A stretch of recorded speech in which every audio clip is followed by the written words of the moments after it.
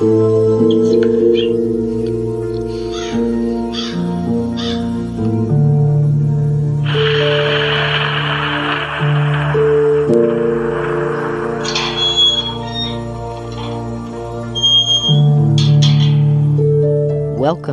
to Journey Through the Gate, your paranormal portal podcast, as we delve into the many questions and wonders brought on by the supernatural experience. What's on the other side of the gate? Let's find out together.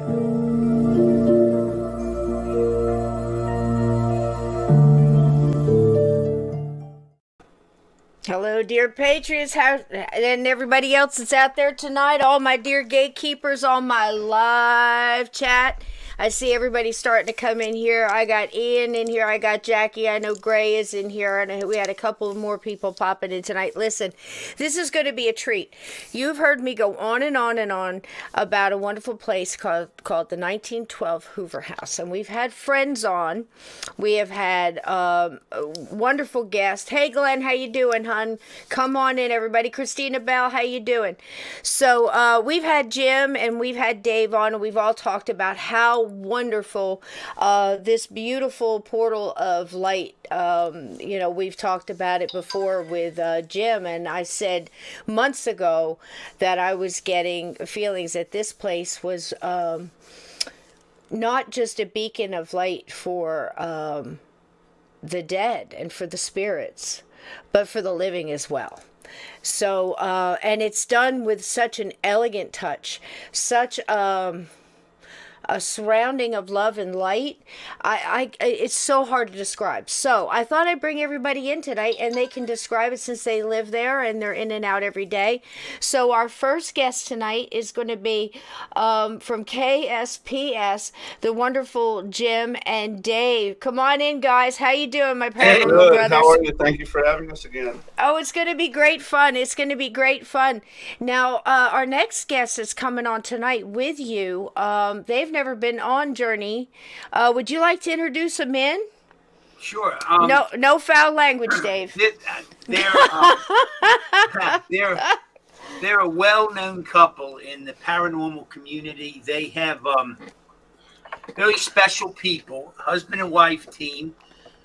They are the owners and operators of the Ghost Exchange shop in Gettysburg, which sells most all the equipment and whatnot. And of course, they are the creators and the brains and the work and effort behind the bash in Gettysburg. Yes, Gettysburg Bash, absolutely. And they're already in the planning works for this year's bash. Actually, we just got our vendor application today. Oh, okay. Wonderful.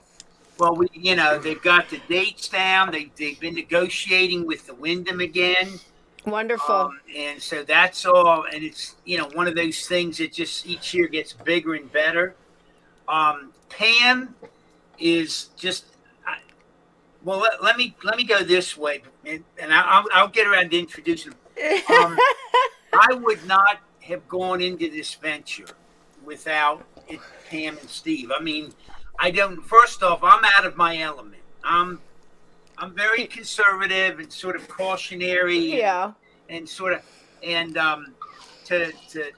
get into the business of owning an old house and all that comes with it, while it's truly a blessing, I don't think it's something I would have realized.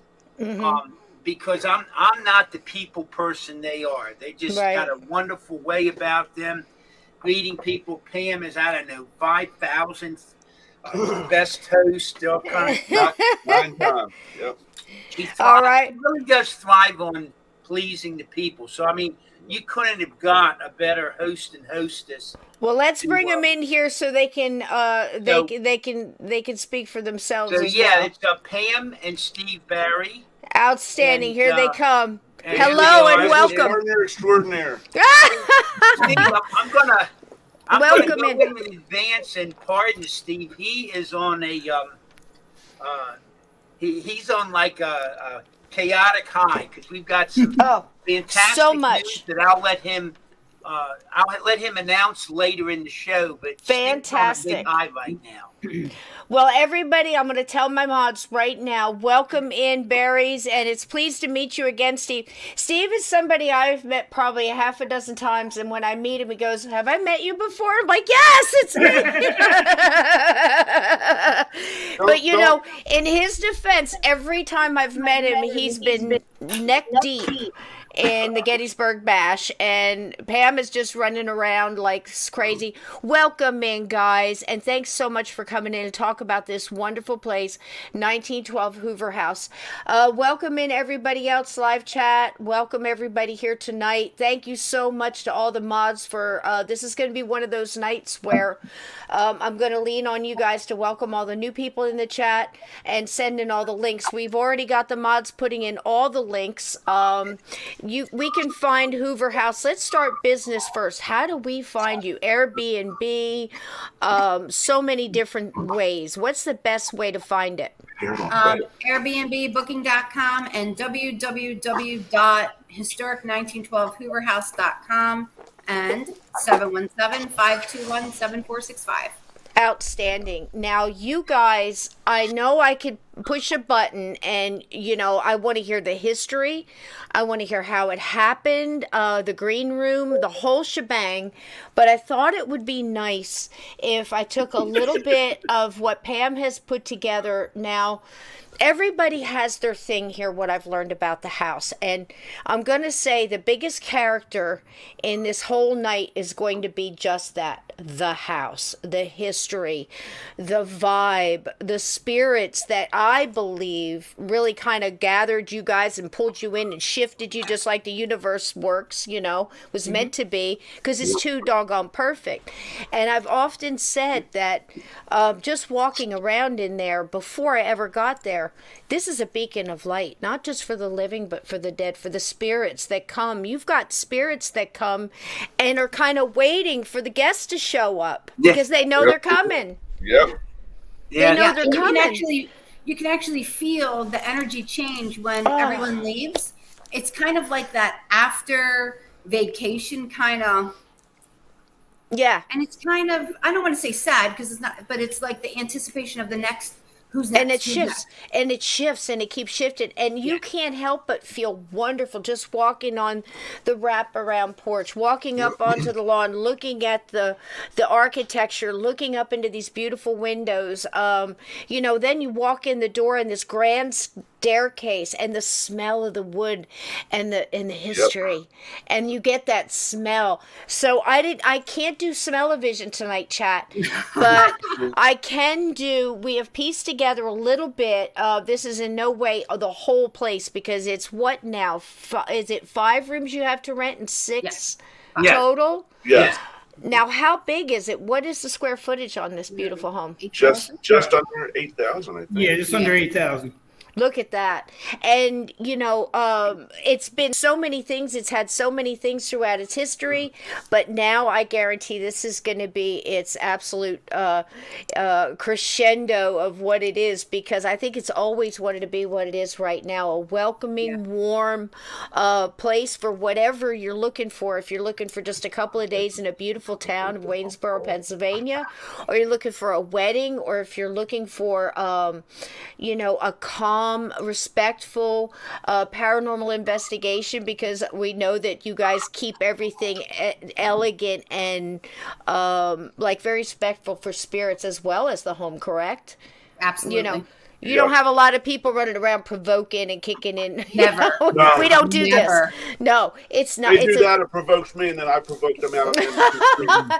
And that's just it. Everybody there has this amazing vibe, and it's just this whole, you feel it when you go in, this respect and admiration. It's really awesome, is it not? That's the word. The mutual respect. It's sort of a code of respect. It is. We trust the spirits to respect our guests, right, and to to protect us, to keep the negative energies out. And in return, they expect us to be able to respect them, and that we will not allow them to be provoked or antagonized or whatever. So in that way, it's different. in that way it's different, because if you're looking at other places like, I don't want to name them, we all know that the bed and breakfasts that have been switched over that might had a famous horrible crime happen there or something like that. This isn't it. This is a place that has a reverence about it. It has the love that was put back into it, which is why I believe also, we talk about it on this show all the time, what you put in, you get back, the positive. And you guys have poured so much positive into it. And I couldn't be a bigger fan of this place. So here, let's watch this little video. Pam, you had a special picture. Who's ringing? Hello? Is that a call from a ghost? Yeah, that's nothing. Don't worry, okay. man. So last week we did calls from the dead, so I don't know. So anything can happen. So there's a picture in here, and I wanted to get permission before we show it. You know which one I mean. It's one that you got found. Okay. I just wanted to get permission first. I'd already talked to Dave about his. So without further ado, let's go ahead and play this. If you want to stop anywhere, we can stop and talk. It's totally informal, but let's see what we got here, guys. Chat, I'd like to introduce you to the 1912 Hoover House. Prepare to just inhale this beautiful place. Here we go. Absolutely fantastic.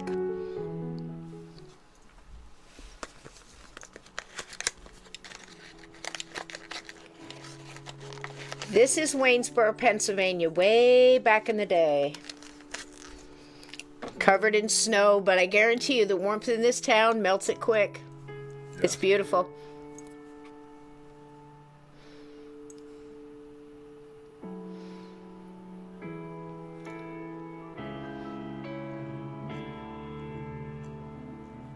Look how gorgeous this is.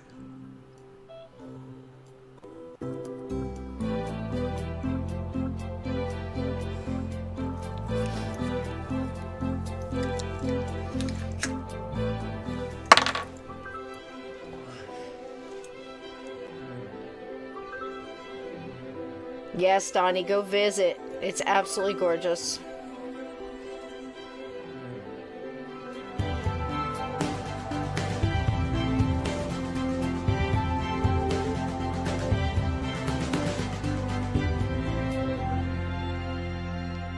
See how it's all lovingly put together? It's absolutely gorgeous.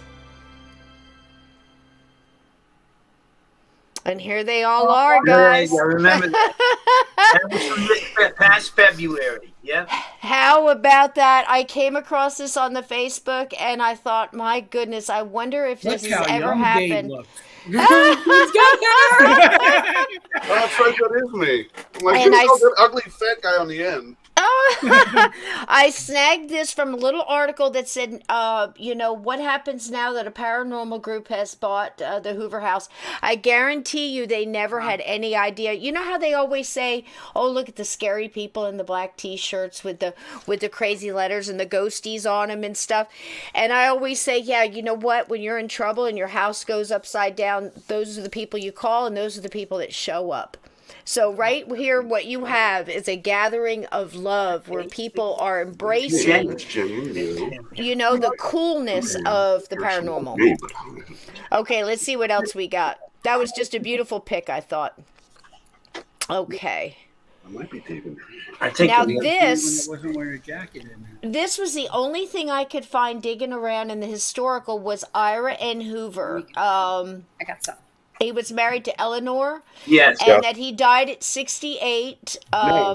Eleanor was his daughter. Eleanor was his daughter. Oh, okay, his daughter. So I just pulled this up to tell a little bit about, the Hoovers and who was there. If you wanted to tell, some of them passed in the house, did they not, Steve?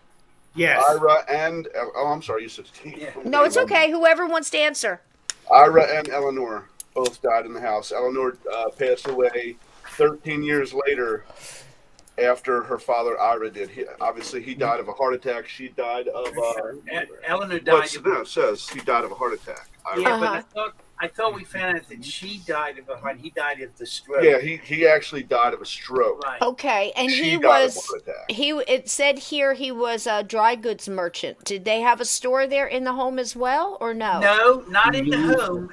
Actually, the entire family, the Hoover family, was very philanthropic to the town. Okay. And they helped so many people out. So when if you just say he's a dry goods merchant, I think that's really shorting the man. I mean, Okay. they had such a mainstay in all the goings ons of the town. They were involved with the light company and all the early businesses. Eleanor was an early contributor on the board of trustees for the creation of the Girl Scouts. Girl Scouts till the Oh, time wow. of her death. Yeah. Well, I guarantee they were probably very, involved in the town and the goings on at that time too. Now, I have a short clip here of you, Jim. I tried to keep in mind all the privacy of the people around the table, but I wanted to show the chat what it looks like to do a little table tipping. And you had a little bit there on YouTube, so I pulled it and I just broke it up. And I believe we're talking to the spirit of Francine here. Take a look, chat, at this. You are going to, please don't be overwhelmed by the sexiness of Jim's knees. You will be looking at them. Try to contain yourself here. Barely have your fingers on top and touch your thumbs. Thank you. And I'm going to knock in our spirits. So, spirit of the Hoover House, specifically Florence, we have an exciting spirit in this room with us. If you would come forward and just show us that you're here and presenting at the table, we'd appreciate that. Do that by moving or sliding the table.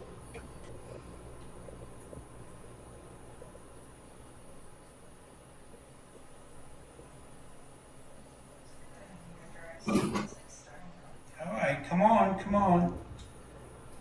Thank you. Now, let me find out. Florence, was that you? Are you presenting to us, Florence? Because we have a special guest we'd like to introduce to you. If that's you, Florence.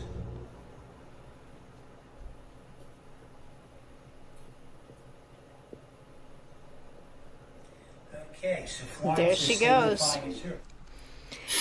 Now, also, I put this in to show the beauty of this. It's like the sweet with the spooky. Now, Dave, this was your picture. Do you recall what this was? I do. If I'm not mistaken, I got it the same night we were investigating where Pam got her great picture. This is a hallway that leads. You see the door to the right. That's actually a walk-in freezer to store like meats and things. And at the end of the hall, to the left, where you see the light on the floor that's coming out, that's the women's restroom in the basement. At the end of that hall in the right corner there, those are mirrors, but the way they're leaned up against the wall, they're angled.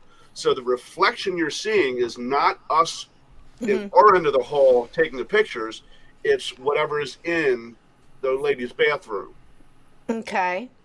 Now, this one, Pamela, I believe this one was the beginning of your shots. Is that in the same? It's in the same basement. Is that in the same direction or another Same spot? direction.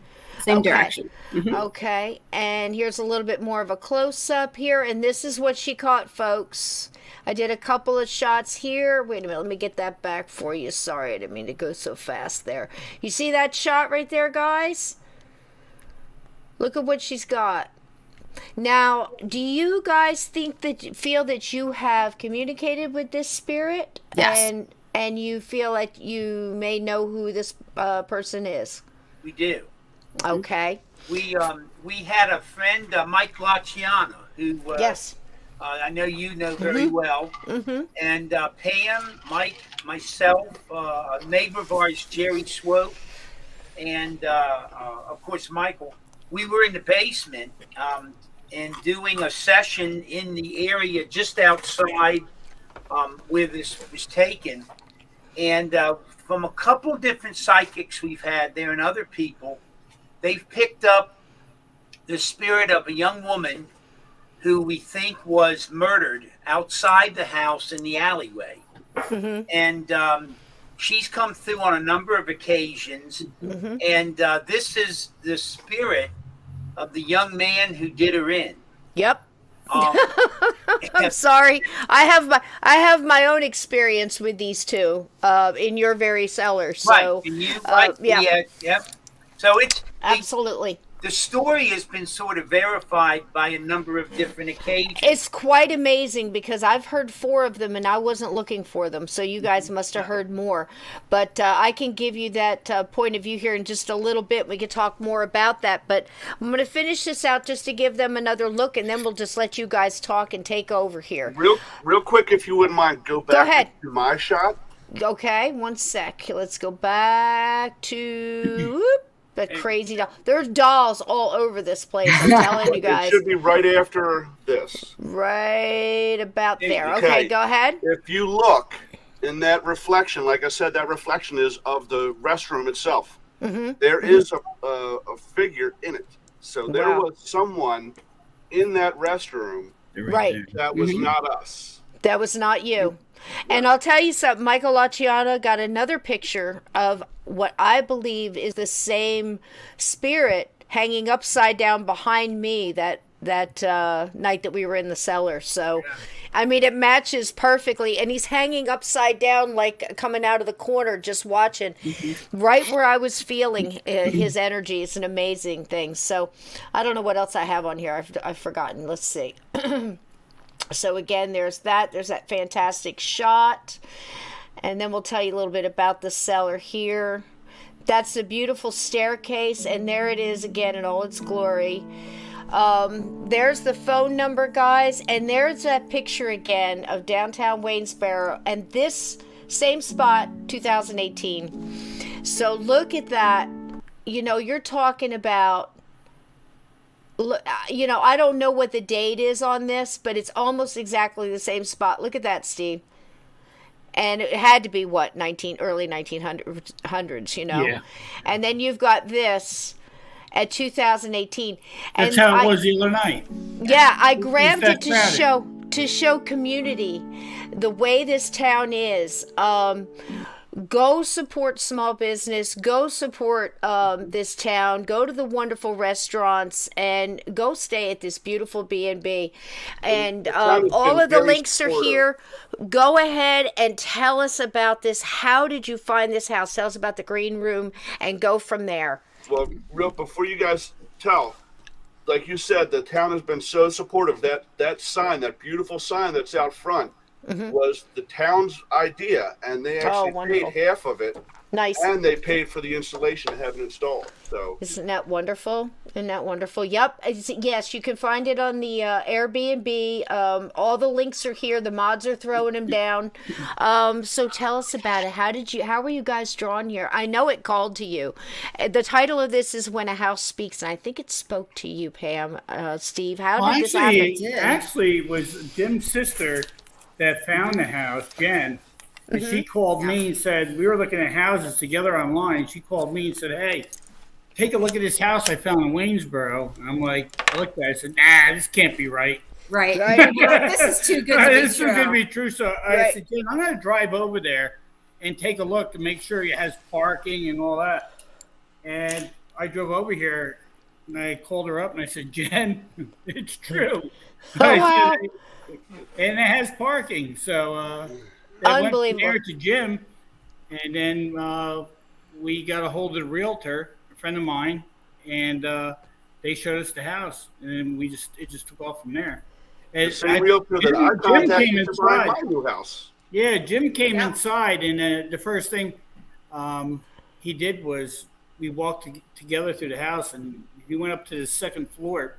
In the back elevator, I believe, Jim, right? Am I correct? Is where you got your first EVP here. Near the office. And I just looked at him. I said, well, you want to get the place? He goes, hell yeah. He's square. He said, heck yeah.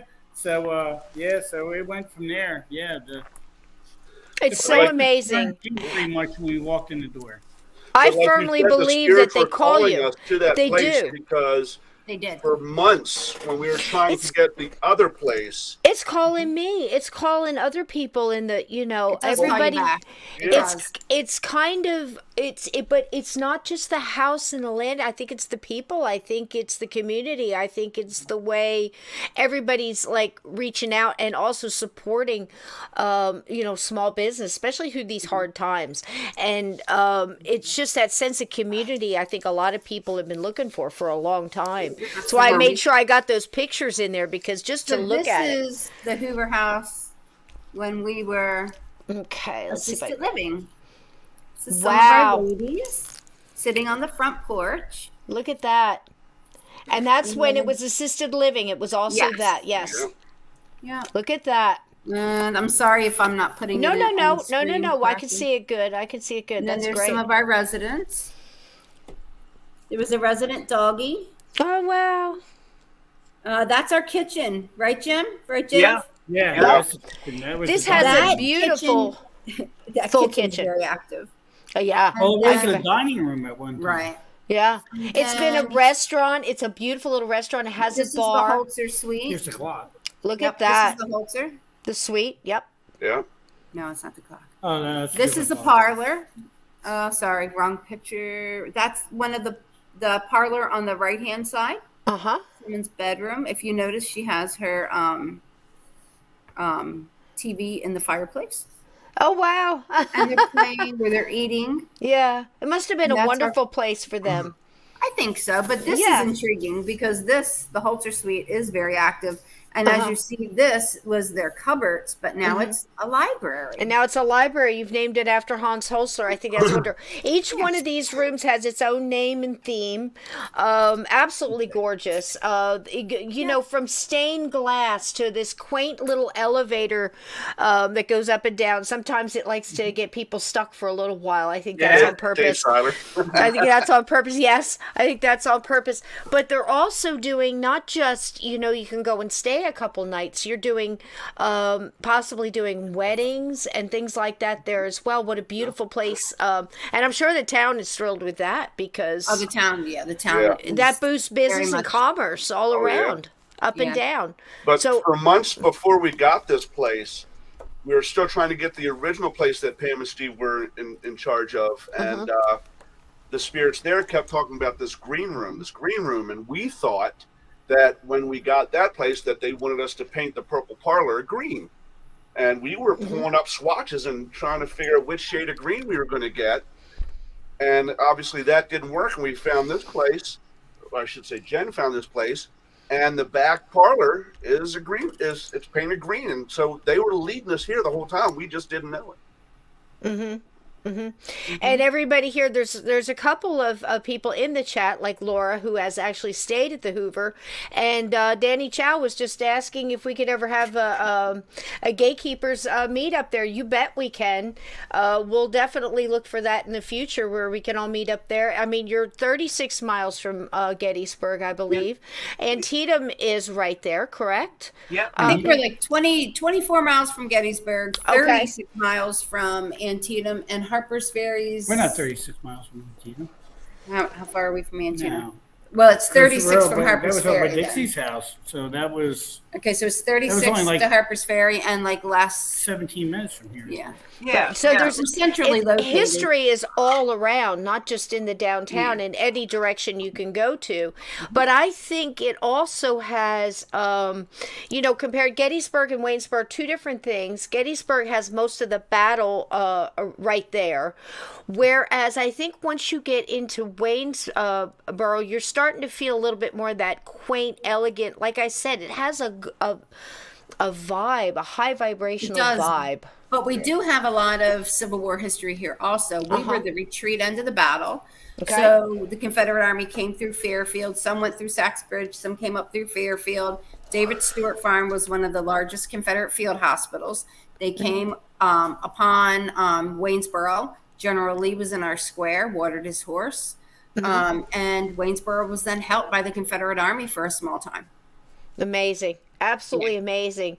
So everything that's going on in this house, the way it's been preserved, the way the love has been put back into it, everybody's hands were in it. I know that, Jim, your family, your wife Yvonne, your sister, everybody, Dave, everybody's had a little hand, Steve, everybody, everybody has got their stuff. But, the thing is I see the living doing that, but I also see the spirits of the house doing that. Some spirits are coming in with antique tables, which they use for table tipping. I think this has been one of the biggest revivals of table tipping I've ever seen, which is a Victorian way. It was got big in spiritualism. I got people in the chat asking, is it like a Ouija board? Kind of, sort of.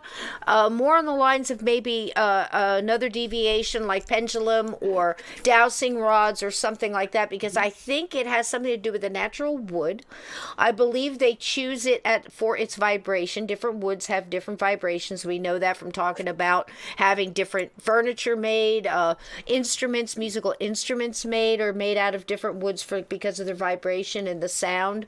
I believe there's a little bit of that going on too, but it's also the collection and intent of the hearts that are involved in this home. It's not just a bed and breakfast, it's a home. And that's one thing I'm going to separate. I'm not going to when we table tip at the Hoover House, we have a hierarchy in place that I think all of us have felt hands-on. That hierarchy starts with Iva and his daughter Eleanor. And basically, the vast majority of all the spirits that come through, we ask them specifically if they've seen Iva or Eleanor. And if they have, and they're presenting, we say they've met the good housekeeping seal of approval. Yeah, they get we fed. we know they can come forward, and we know we're not bringing anything harmful to our guests or ourselves. We can trust the energies that are coming forward. So there is a hierarchy, there's a protection. They have repeatedly, on a number of occasions, blocked spirits from coming forward because there may have been something malicious with those spirits. So they're blocked from coming forward. So that's where we come into the respect and trust. We respect and trust them to protect us. And in exchange, they feel open and willing to trust us to communicate with us openly. And it even goes so far as when we're not in the building. We did an investigation just a few blocks down at the James and Jess House of Goods antique store. And there was a chair that he had just gotten, a tiny little baby chair that he had just gotten. And it had some very negative energies attached to it. And we tried to table tip there. And Charles, we have these twin tables. One's Charles and one is his sister, and they're Irish. Charles would not work because this negative energy was trying to come through the table, and Charles would not allow him. So he even outside of the house, they take care of us. Yeah, and it brings people together. We had some people make a reservation. Both of them were kind of from like New Jersey, right?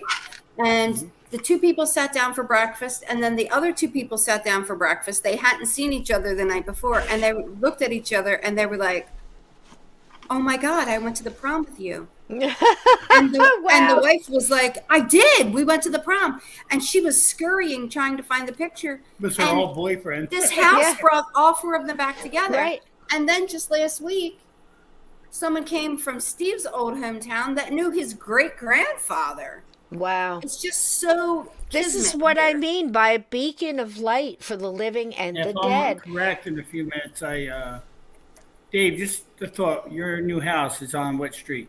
Clayton Avenue. Okay, I'll get to that in a minute. And I've been looking at stuff so much there, I know exactly where he's talking about.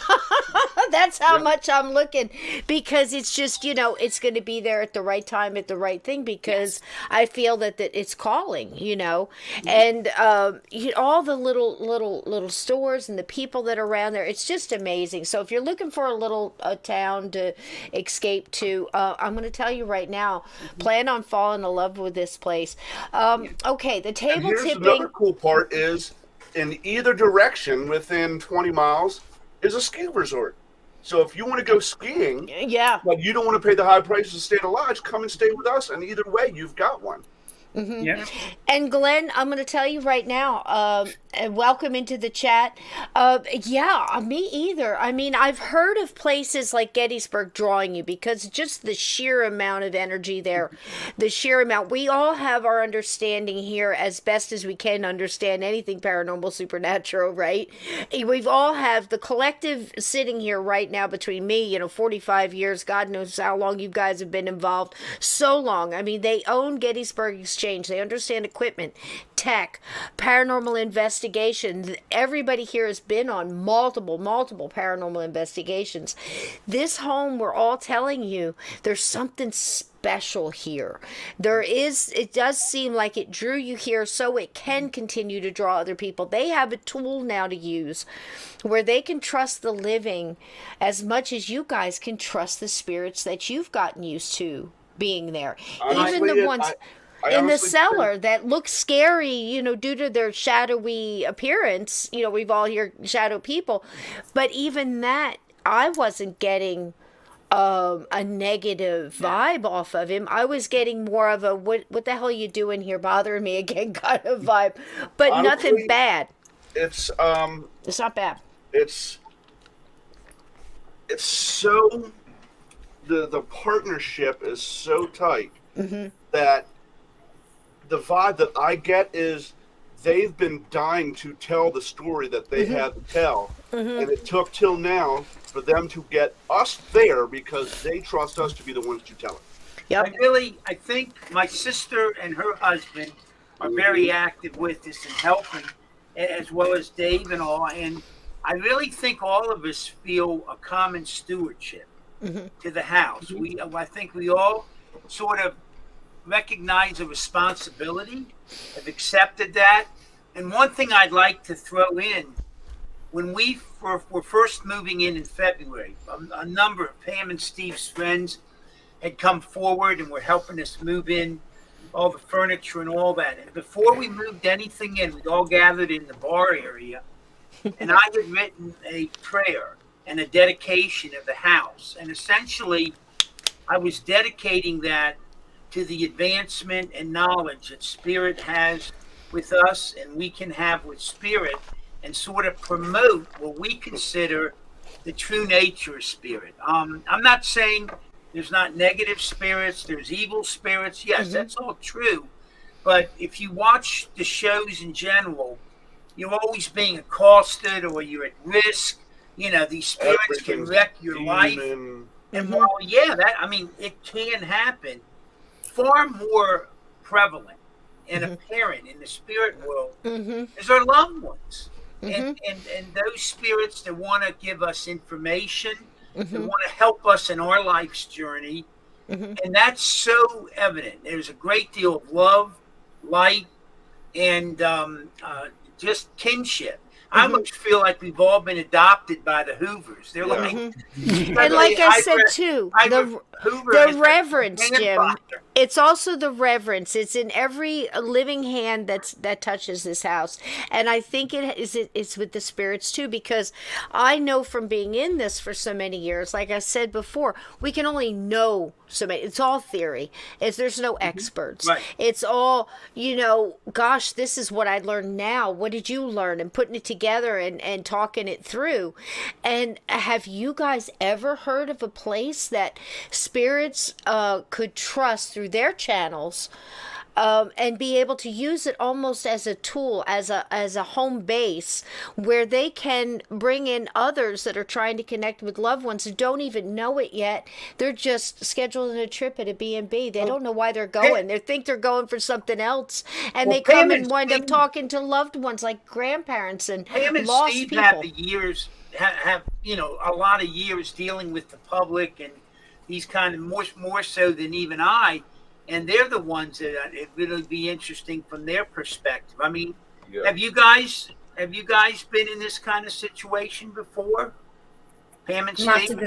Not to this extent. Yeah, I wouldn't say to this extent. I mean, not where we. Yeah. I mean, with the people walking in here and knowing each other is really strange. Yeah. And then that's not the first time I had someone come in that knew me. It was someone else that came before them. Was it? Yeah. I I knew mean, someone in my the family. two things I want to put in are, number one,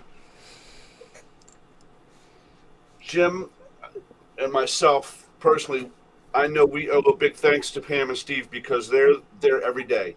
They are down with the nitty gritty. Pam painstakingly hanging each one of those damn pictures, and it seems like everyone you look at, that's the spot it was meant to be. Yep. Yeah. You know? Yes. Like there was something A guiding wonderful her. eye, yeah. And Steve, with all his heart troubles and his back issues and all the stuff he does around the house, you know, I go and help when I can. But with my new job, I don't get to get over there anywhere near as much as I used to. And I feel bad about that because it leaves a lot of onus on Steve. But these two have really put their heart and soul into this place. And like Jim said, he would not have even thought of going into this venture without having business partners like these two. No, and I think I know it's for a the fact. perfect marriage. It really is. There you go. I There you go. agree. And I you just guys added to it. And I just added to the perfect marriage. There you go. No, I got to show you something. Go ahead. Where's the pictures? You got What's this? Right there. You know what that Oh is? my goodness. I think I know what's coming. Go ahead, This- Steve. That's beautiful. Yeah. This is GGE2.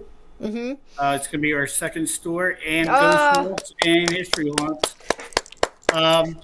Here's the funny thing about it. I'm It's coming. the Tolgay House on the back. And I don't know if you can read that. Nope. But I'll tell you what it says. It's the Tolgay House. Now the home of Waynesboro Chamber of Commerce owns it. It was built in the middle 1800s on the land purchased from Captain John Clayton. Dave, where's your house? Wow. Clayton Avenue. Clayton Avenue. It's all kismet. It's all. It full is. circle. Isn't this like a full circle? You see what It I'm really talking It about? is. It really is. It is. So now they're going to do ghost walks and ghost tours. You've got history. a second and history. And what did I tell you about 3 weeks ago? I said I had a dream I'm supposed to get with Pam and anybody else who wants to be involved and write a book on the history of the Hoover. And not only the history, but the present and what you guys feel for the future and get together and do that. It wants to be told. It wants to be told. And So- just get together and just have it there. I just see it being there. I just want to be a part of writing it. We have to get Yvonne engaged in that. Because Absolutely. she is magnificent with On the genealogy. historical facts That's- and- Yes. This is exactly what I heard. And I said, Jim, I called Jim the next day. I said, isn't your wife involved in genealogy? And he said, yes. And I said, I know because I saw it in my dream last night. Everybody getting together, putting it in there and having the book there, you know, just for people who stayed there and want to buy it at, you know, just a reasonable, price. The Toll House. Oh my gosh, it would be wonderful. The Toll House is where the Confederate officers and I guess General Early was in charge. That's where they stayed when they had possession of the town of Waynesboro. It cost 1 penny to come. Here's to what come it through. says right here. The keepers, since the tolls were collected 24 hours a day, the keepers were required to live on their jobs with their families. So they had to live in this house. Wow, it's beautiful. Get tolls 24 hours. It was 1 cent to go local, 5 cents to go through town. Wow, That's what they Toll. charge. Isn't And that there's something? another building too. Yes, Yeah, that one. there's more. It's a meeting, There's it's more. a meeting house that was built in 1749 by John Burns, and it later became a birthing center for the community. Isn't it something? And it was the first church and education building for the town of Waynesboro until 1800. And it is Yeah. also included with the Toll House. It's just up the hill back. We got both of them. Isn't So- that going to be amazing? So now you're going to have the store in Gettysburg and then have the Yes. number Yeah. two. Correct. Yep. Over. It's really Fantastic. going to be more history and Yeah, ghost this one's going to be walks. designed a It'll little have different. some equipment, but it's more going to be like the Hoover House welcomes. Wonderful. Sure. That we're mugs. pulling people in, you know. Yvonne does all our mugs and stuff like that. So It's- she'll be it's- doing all Now, that. for us. also tell them, GGE2 at the Toll House. tell them, It's Yeah. wonderful. tell Yeah. them about before the Toll House and all came in, about the library and the clock. yeah. Go ahead. What are you telling me? So We went to the library. We heard through some conversation, because Steve's on some boards now, that Nice. the Hoover House clock is in the library, and it might be coming home. Oh, wonderful. Eleanor, prior to her death, had donated it to the library of the town. Right. Now, the history of the house here was the clock sat on the first landing going up the stairs.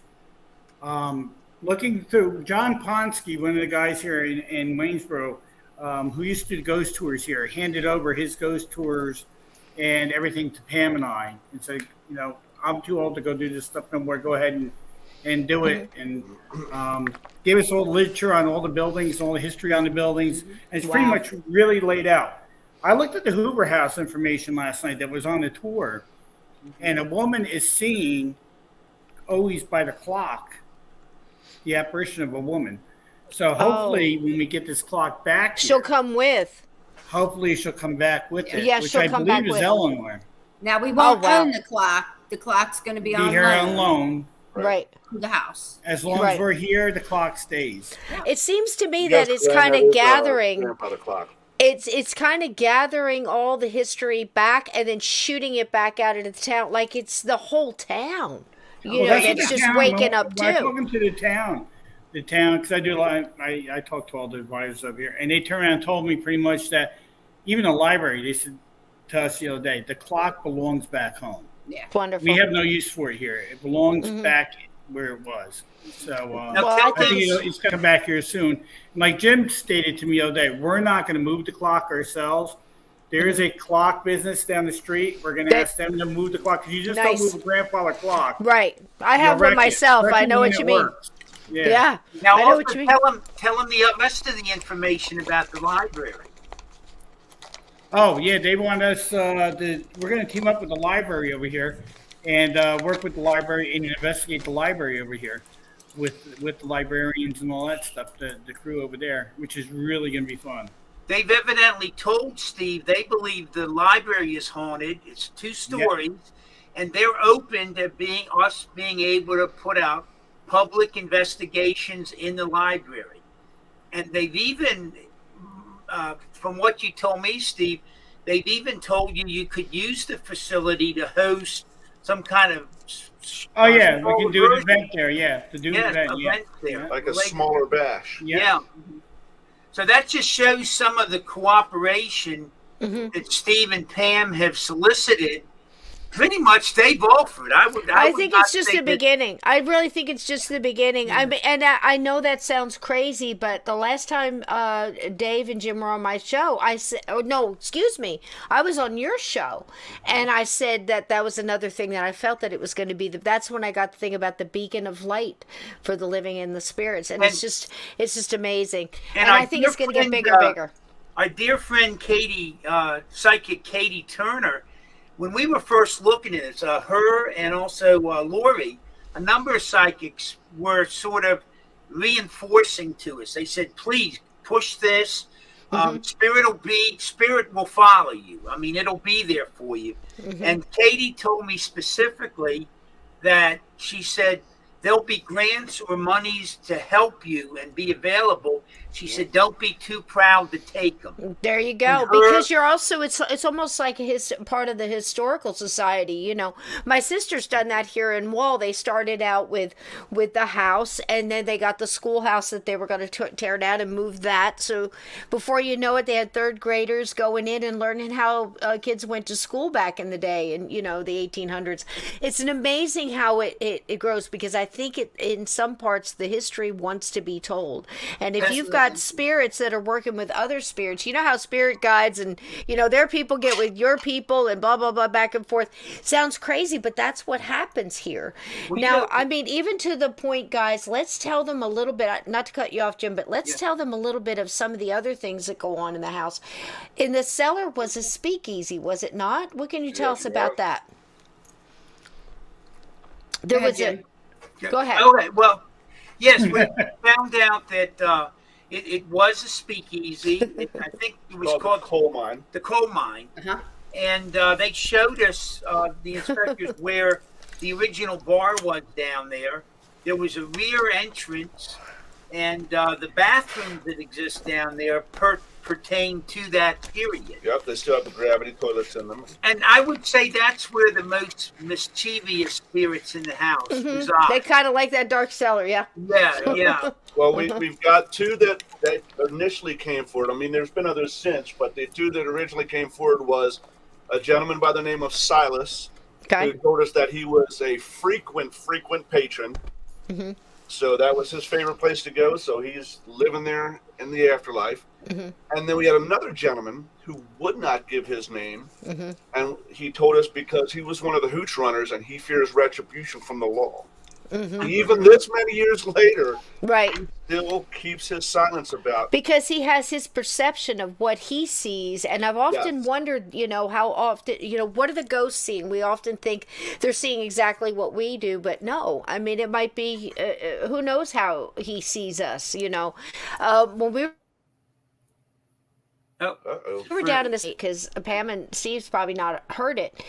I'm down there, Michael Laciana, both of my sons are down there. My son's new fiance, Stacy, everybody, Mike Simpson, Jim, we all had something going on. And I'm just sitting in the chair quiet. And I told Mike, I said, right behind me, I feel, let's just say a darker vibration. But he's not coming out. And then Jim is saying a protection prayer. Mike is talking, and he's giving his thing, and I feel a female presence. And I'm just very quiet. I have no equipment, no nothing. And as Jim is getting to the point of saying to the spirits, you can come forward, you can trust us, that's when it hits me. And her energy comes from behind me, but from the left. I still have the kind of dark feeling, but it's not moving. It's not getting any closer. Hers was the most prominent. And what I heard in my head was, this is what happened to me last time I trusted. And I started feeling a choke. And it was not a scary thing. It was not from outside and squeezing. It was from inside. Like I was choking on something. And it got a little bit more and a little worse and a little worse. But the whole time she's showing me, this is the beauty of the spirit, that when they feel like they can come through and trust people that they're with, and in a place like they are now, this is what I believe is coming through and why. She's showing me, not in anger, but in disbelief, the feeling of, you weren't who I thought you were. I'm shocked. And before she realized she was dying, this is what she's showing me. Then I get, she's not doing this in anger. I think she's not stuck. I believe, my theory at the time is now, she's there to help the one who did it to her. You're absolutely, you nailed it. That's what, that session we had with Pam and all that absolutely came through.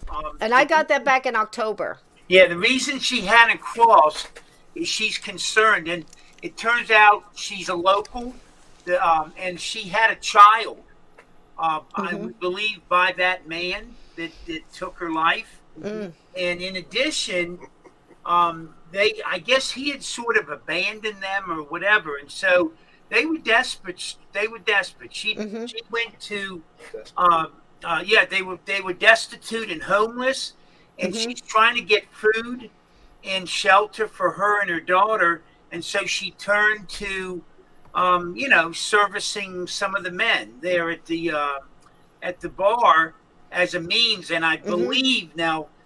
This is probably the loosest of it, but we believe that he may have caught her either outside or, while she was with. She was telling me outside in an alley, and for some reason people were calling her alley, and she said, no, in the alley is what I was getting. But that's all I got. After that, it kind of broke and went, and that's when I got that picture of the guy is a tragic hanging tale, behind me. But amazing. I really got the sense she's really quite a noble spirit. I mean, she's even to what. She's not harboring any ill will. She's forgiven. I think she's doing it because the energy of helping him is going to help her, not just him. Yeah. I mean, I'm feeling exactly that. right. I'm feeling that. strong. And that story is I think And I we've think had that's that the kind of verified. thing that's going to go down in this house. I think it's going to be things like that were so difficult to do, like maybe just say, somebody who had an OD or an addiction that goes out so erratic, coming by, maybe another spirit there helping that one. Look at how much you've had with little George helping over other spirits, visitation spirits coming over to help cross other spirits who are just getting their perception changed, because it really is very much like therapy, isn't it, Pam? Some of these you have to talk to a long period of time before you can get through that energy. Have you seen absolutely. that at the house Oh, with absolutely. people crossing? Yeah. And then once you have their trust, then they're they come back and forth, and they're just very willing to teach us what is beyond the veil. There you go. Donnie Chow, I think you're right. That's just it. Whatever you want to call it, more karma points, or, maybe if they are, take some of their lower vibrational feelings, like, mistrust and the shock of being killed by somebody who abandoned her, or whatever it may be, or what she had to do to feed her child. Maybe by helping this guy and trying to get him to cross, or trying to get, forgive him, maybe whatever it is, loosens her up and raises her vibration, and maybe she can move on to a better place that way. I don't know. All guesses. Well, this is from I was in Florida the last 10 days. My sister and her husband were over at the house, and with Pam and Stephen, they were doing a number of sessions with people. And in one of these sessions they had, and this is a great story, there was evidently a woman and her grown daughter, staying in one of the rooms. And so they're doing a session downstairs, and Spirit requested the people who were up in, I believe it was the Hoover suite, if they could get them down at the table. So my sister goes up there, knocks on the door, and says, I know this sounds really weird, but we've got a spirit downstairs that is requesting your presence. So evidently they were cool, and the younger, the daughter got pretty emotional with that. So they came down, and as it turned out, she had been involved in a destructive or negative relationship, and eventually had broken that off. And it wasn't too long after that the young man died, I think in an accident or something. So anyhow, it was his spirit, the young man's, there presenting. But here's the neat story. And coming to the Hoover House, their GPS system was going nuts. And it rerouted them all these crazy ways. So by the time they got there, they were about 45 minutes later than what they should have. And it came forward at the table that it was the young man who had died and was presenting. He had altered their GPS system to delay their getting there, because if they had taken the normal route, they would have been killed in an accident. Amazing. And so he was from beyond the grave, stepping forward to save his former girlfriend's life. Now, obviously, we're not going to be able to prove that, because we don't know which way they would have taken. But for that to come out, and that's what I'm saying, you don't see that side of the spirit world. This when is you're watching a lot of the shows. This is absolutely why we're trying to do this. This is why I think, the book needs to be written too, because there's so many things happening. There's, the night I was there, I'm there, a blink of an eye, at this wonderful house, and I'm running around. All kinds of things are going on. And Cisco, come here quick. We got a young, girl that needs to help crossing. And I mean, you want to talk about not a dry eye in the house, but I'm telling you, everybody that was there was supposed to be there at that time. We had two young individuals just coming into their gifts and trying to understand, being an empath and being having I believe one of the young boys there was coming into being clairvoyant or psychic in some way, right? Yeah. Jim. And I mean, it was just so amazing for them to get together and help this child they never met. And here she hadn't felt any love, and I'll tell you, and 100 and something years later, she had to wait to get in a room full of nothing but love for this little girl, and that's what crossed her over. And that's the kind of stuff that happens in this house. And my chat and the listeners for this channel knows that I've been talking for years about the orphanage at Gettysburg. And I've had mediums go in there and try to cross these kids or get these kids to listen. And there are some dark entities there that hold these children back. Well, I believe that the spirits at the Hoover House either directed, held hands, walked along with, set up probably. Their people got with your people. Tell us a little bit about what happened I'm going to cry, but you just tell that whole story and tell us what happened with the Gettysburg, the kids. Listen to this, chat. Real quick. Well, I got a ding on my phone. I'm looking down. You lit a cigarette. Mm-hmm. I didn't see you. We can both smell it. Oh, wow. As I'm thinking, I need to go have a cigarette. Wow. That's why I looked up and... The people in the chat were saying, too, that you were talking about the speakeasy. They said they could hear the jazz music and smell the cigarette smoke exactly when that happened about 3 back. So, yeah, it's always working, guys. It's always working. Tell us about the orphanage, please. You want to tell him about the last session we had there? Just keep talking. I'm going to get a drink of water. Just go ahead. Go ahead. So the orphanage, the second headmistress, Rosa Carmichael, brutally abused the children. Along with Rosa Carmichael, there was a Dr. Bourne. And Dr. Bourne came from Philadelphia to be with Rosa and to help her set up taking care of the children. Long story short, he may have come from Philadelphia, but Dr. Bourne was raised actually right over here in Waynesboro on Gun Club Road.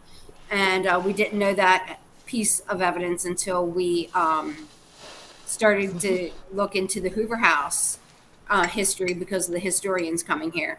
But lo and behold, Jim had time to go to the orphanage with us the last 2 times, and we actually table tipped. Wow. So, Jim, how heavy is that big table, do you think? Well, I'm saying it's every bit 8 foot long, isn't it? Yeah, at least. And it's well over 100 pounds. And now, it's got separate benches, so it's not like a picnic table that you got Right. the weight of sitting. So the benches are separate, but the table is well over 100 pounds. It's a heavy, Easy. large table. And we basically got the children to come in. They were enjoying it. And they basically moved it towards Steve, moved it back, and we even got a little tilt to it. It wasn't moving like our small tables do, but nevertheless, everybody there. Pam had a number of guests. There was some people from New Jersey Paranormal there, and some other experienced investigators. And they were just all amazed. In the meantime, my sister, Bob, and Steve are in the new addition to the orphanage in the back, and they hook up with a little girl back there. And next thing you know, they're hooking up with all these children. And that night, when we left the orphanage to go back to the Hoover House, I think we had some 15 children with us that have gone back to spend the holidays, the Thanksgiving and Christmas holidays at the Hoover House. And my sister promised we would put a smaller tree in the one parlor. It'll be the children's tree. How about that, chat? So I'm curious to see once we get that up and about if we get any kind of evidence in and about that tree. It might be interesting what happens. Yeah. It's amazing. Now, look at that, chat. Think about this. Now, they know that I've talked to Amy Allen. I've talked to Kim. So many different people. I've sat and I've talked to Carol and Mark Nesbitt about, this orphanage. And the biggest thing was that it was very difficult to get near these kids. I mean, you little back and forth, move the ball, do this. Lots of people are leaving toys, which is always so sad. But something. I mean, this seller was awful, where she would punish them. She would put kids in this hold. It was almost like a short little dungeon. It was a little alcove in the brick in the cellar. She would make them stand in cold barrels of water as a punishment. She had this guy, Stick Boy or something, that used to help. It was just another teenager orphan that was just mean and used to harass the children and everything. So he had she's a doing it. small sister there, and he used to beat his sister. Oh my God. Oh geez. And I mean, and they're holding them back in death as well. So when Jim is telling me this story, he's calling me like a few minutes before I'm going on the air. Hey, Steve, And he says, you're not going to believe this. 16 kids the spirits of 16 kids followed them back to the Hoover. Now, to me, think about all the mediums that I've talked about. I mean, these are mediums that have honed their gifts for a long time. I don't play with people who are faking, and we're getting together to put our energy together to hold back this dark energy so we can get a couple of other mediums in there to talk to the kids and go get out, while we were holding them back, because that's what we thought it was going to take. No, the Hoover House, the spirits of the Hoover House found another way, because they were probably there holding back the negative, so these kids could get through, the ones who wanted to. Good point. I didn't even consider that. You're probably exactly right with that. I would say that's exactly, the minute you told me about it, I said, of course, the spirits would be able to do such a thing. Any spirits. Now, again, Jim and I have talked about this, Pam, and I haven't got to talk to you about it, but we were discussing how the Hoover House, you could talk about a million theories, ley lines, the tape theory, where the echoes, the death echoes, all this stuff. All of that highly possible, but again, it's like walking a well-worn path through a thick wood. Okay, imagine walking through thick woods, but if you keep walking that path, it's more noticeable. It's easier the next time and the next time and the next time. Right. I have one in the woods now that's done by animals, done by ducks. And they're just little light things, but there's a well-worn path. So I'm thinking, and Jim agreed, that the house has created that center, that home base of this love light, and the spirits that are getting familiar with you are wearing that well-worn path back and forth. It's easier for them to go out and go back and get the other ones that are having a hard time finding their way and show them the way back and forth. And now they're even adding on bonus things like going over to the orphanage to get the kids. Do you want to know what else came to the Hoover House? Tell me. That is an original. This is a copy. Right. The original was a tintype held in these children's father's hand. Yep. Found in the Bloody Gettysburg. This was Rosa Humested's, the first headmistress's children. These children are why the orphanage became the orphanage. Yes, and very famous. This came to us, this original picture. Wow. From that tintype for us to take care of at the Hoover House. It's incredible. Yes. This story. And that came from Justin James's. We purchased it from there.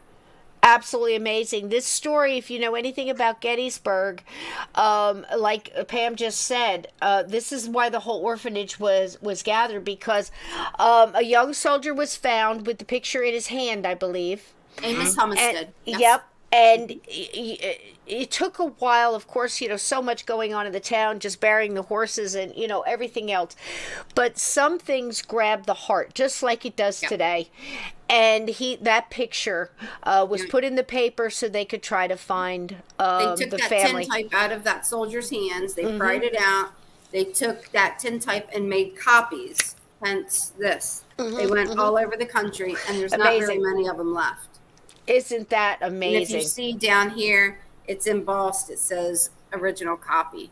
That meant it came from that original tintype. So we're very lucky to have this. And now it just makes sense. Yeah. Like we got this. We were blessed with this. We found out Dr. Bourne is like here. It's just all. And it's going to keep happening, Pam. I'm telling you, because it's opened up this, like I said, the well-worn path. But there's not just one path, there's more than one. And, the spirits have found a way, just like there's different tables. When you started telling me about the different tables, and each spirit had a different table. And not only each spirit has a different table, chat, each living person has a connection to the table. Yeah. So they table tip, and then I sit with my phone, and when they get something, I'm Googling or I'm trying to validate what's coming through for them. It's so interesting. And there's so many rooms here that each thing can be done. So like if you're staying in the room, just say you wanted just a nice rest. You're going to have that because they have this rapport with the spirits. They say, leave them alone. They're just here to rest. But they also do things like, say, the Friday night with Ghost Lab, with I forget the brothers. Is it Krantz? The ones from Texas, Pam. Yeah, Ghost Lab. They just did a night. They're awesome. Yeah. They are. They are. They're wonderful. And they'll have a themed night with them. They're going to have our guests from last week, James Anito, and I don't know if Carl L. Johnson's going to be there. April. They're doing theme nights. They're doing a very Victorian Christmas. Gosh, I wish I was there to do the flowers for that one, Pam. I decorate. I decorate houses. Bloody Valentine at the Denny Wade House. We do that every year. I'll be there. That's what I do here. Everybody hires me to decorate their houses for Halloween and Christmas and stuff like that. Have glue gun. We'll travel. I have a glue gun. Yeah, about 40 years experience, man. You want the Christmas tree hanging upside down like a chandelier? I got your back. So, but we'll let the spirits handle it. Find me a house, spirits. Find me a house. So that's the cool thing about it. But think about what I said. The table doesn't just have a spirit attached to it. It has a living spirit attached to it. So people come and bring their tables back and forth or leave their tables there. And you saw Jim in the video where he says, I'm going to knock the spirits in, and everybody sits there. There's no string. There's no bungee cords. There's no fish in line. Everybody's feet are tucked under, and you lightly place your hands on the board. I think that's why Donnie Chow was asking, is it like a Ouija? Probably that's where it ends being like a Ouija, really, just having your hands on it, because the spirit uses this table. I can tell you, when we were helping little Carla, I walked in and I sat in the empty chair, and I just said, who do we have here? What's going on? I felt like a surgeon that was late for surgery, and the nurses were just telling me what was going on. Because again, that's what this house is like. They could have very well easily went and got Pam, because Pam connected with that spirit better, or Steve, or each one of us have done this. And when Carla started to trust me, the table would push into me a little tighter, and kind of a table lean in like that is kind of what we talk about and call it a hug, don't we? That's like they found a way to hug you. And I've seen multiple people, big men, break down because their mom came and gave them a hug that night through a table tippet at the Hoover House. And you guys see it all the time. What a beautiful thing to experience all the time like this. It's phenomenal, isn't it, Pam? It is. And we just never know what's going to happen here next, and the people that come through. So it's inviting, it's charming, it's mysterious all at the same time. Yes, and it's loving to the living too, because like I said, everybody's coming in and out. Everybody's got their thing that they're doing. It's a happy place where I told a couple of friends that we're gonna go thinking about coming, and they said, "Well, I won't know anybody there." I'm like, "Yeah, you will." In about 10 minutes. In about 10 minutes. And that's how they felt, and before you know it, they're involved. I know Laura, I'm going to get a costume and going back for the party. So, I mean, it's just a wonderful place to be, like I said, for the living, too, even if you're not involved in the paranormal. I was so thrilled with Laura, because I was wonderful. Feeling so bad I missed her. Uh-huh. And then that night we weren't even planning on She's a great person. She is. But my sister had asked, there were a couple people inquiring, and they were not inebriated or anything. We would never bring anybody with spirits to the spirits. But So anyhow, we're doing this, and the spirits gave us their approval, and so we're having these neat sessions. And a good friend of ours, Jim Houston, he brought up this young lady, and he says, "Do you mind if she sits on in your session?" I said, "No, that's fine." And so she's sitting there. Well, she hadn't even gotten warm in her chair when, yeah, no, they were all at the table, and they started pushing aside the current spirits that were presenting, and I knew who it was. I said, "Oh my gosh, you're the Laura." You know, I was waiting Is for there it. something? But And, you know, she thought she was late. You thought she was late, but the spirits had her right on time. Yeah, That's And right. yeah. We're on spirits time. Yeah. we're on She spirit ended time. up spending 2 nights. She didn't want to leave. She stayed twice. It's Yeah, amazing. no, I was so glad, because I know that was a bit of a drive and all for her, and I felt so bad. But then here, it all worked out. You know, like, and you had said that when I talked to you the night before. I called you, said, "I'm sorry I missed her," and you said, "Well, it just wasn't meant to be yet." And it wasn't. Yeah. The And it- timing. yeah, because I've gotten used to that, and I've been at the Hoover, and I felt like I was there when I was just talking to Dave and Jim about it. You know, when you guys were just first starting it, and you know, I figured give it some time and think, but it weighs on you. Like I said, it's come to me twice in my dreams. You know, when I tell Jim and I said, "Does this mean anything to you?" and he'll go, "Well, that's right on time because this happened, this happened, this happened." Yeah. You know, and we were talking about you know, a lot of the kids, we were sorting everything out, but it's happened so quick too. They're not wasting any time. Did Jim and Dave tell you that we found baby shoes upstairs in the rafters? Yes, yes. Now, does that mean anything? Is that a historic thing? I know there was a thing about putting them in the fireplace, wasn't I there? think people Victorian? used to hide baby shoes for good luck in the Good house. luck, something like that. Yeah. Now, did you put them back? What'd you do? Put them behind? The story. I did. Ah. I should not have moved them, I guess. Uh-oh. Okay. I got excited and I came down. I was like, "Look, Steve," and he was like, "No, let me Google that." And then he was like, "Go put them back." Wow. But we had a guest. Then let me give the whole story. This is a funny go ahead. story. We had a guest. A gentleman had come in. He had business in town, and he had just booked a room that night. And it just so happened he booked the room that Pam took the shoes out of. So anyhow, he's up there and he's got his door locked. And during the night, they hear him crying out, like, you know, "Get off me," and things like that. Oh, wow. So they go to the door, and they're saying, are you okay, sir?" And he never opened the door, but he told them, That bear? he said, no, I'm okay. And then things settled down from there. Well, in the morning, I guess he awoke to find his clothes thrown about the room and stuff shifted around. And now we had not spoken at all about spirits or anything. I mean, we didn't tell him the place was haunted or anything.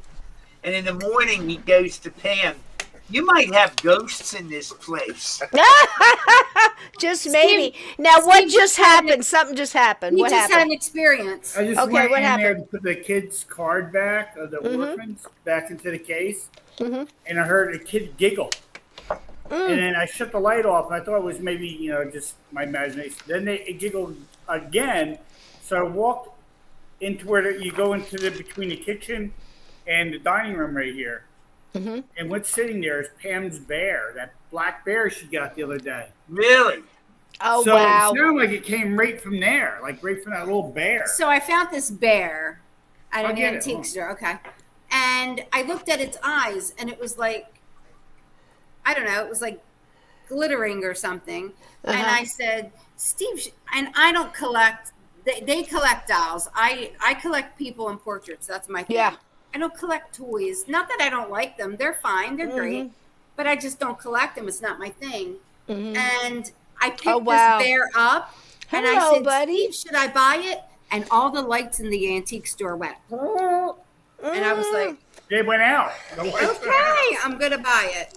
And it was, What do you think, Chad? Is anybody getting energy off of this? We've got a lot of people that are gifted in it had this. won 3rd place at the York Fair. I have to ask Haley if she knows anything about this because she works at the York Fair. The York Fair. Yeah, look at this little bear.